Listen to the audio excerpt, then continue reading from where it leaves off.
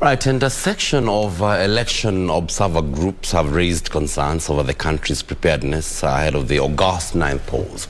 East and Horn of Africa Election Observers Network says despite efforts put in place to ensure that the general election is credible, peaceful, free and fair, some critical issues are yet to be addressed. They singled out electoral integrity, campaign financing and insecurity as concerns that, if not addressed, may erode gains made in the country's electoral processes. Ben Chumba has this report. With 94 days before the August 9 polls, East and Horn of Africa Election Observers Network is concerned that outstanding critical issues are yet to be addressed by stakeholders in the country's electoral process.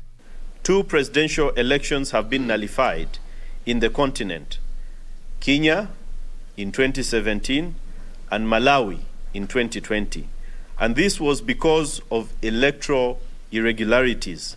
The outcome of election in Kenya will impact a lot on South Sudan, either positively or negatively, because most of South Sudanese depend on Kenya. According to the group, top on the list of issues yet to be addressed are concerns over irregularities and illegalities in the upcoming general election. EHON urges all stakeholders in the Kenyan electoral processes to address these concerns in an accountable and transparent manner which encourages public confidence. We are hoping that you'll be able to run an independent, an impartial, and an objective election this time. We hope you try.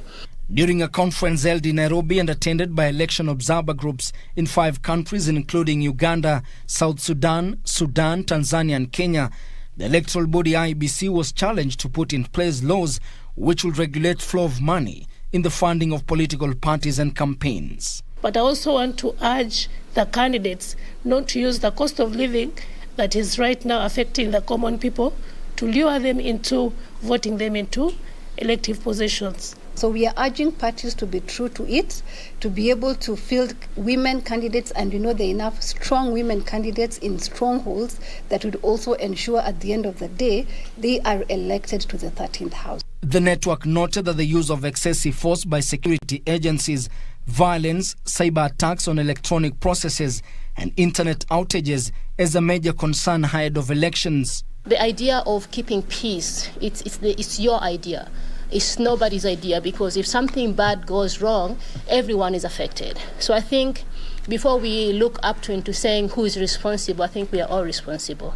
Maybe we should start there. Most South Sudan are very keen about the election in Kenya, because we know that Kenya is very advanced in election process. We South Sudan, we did not go for election one day. I think our election will be 2023 if it goes well, and that is the first time for us to go for election. So we hope that this coming election happens in a smooth and peaceful way, that we all look to it, and you are our role models in the region.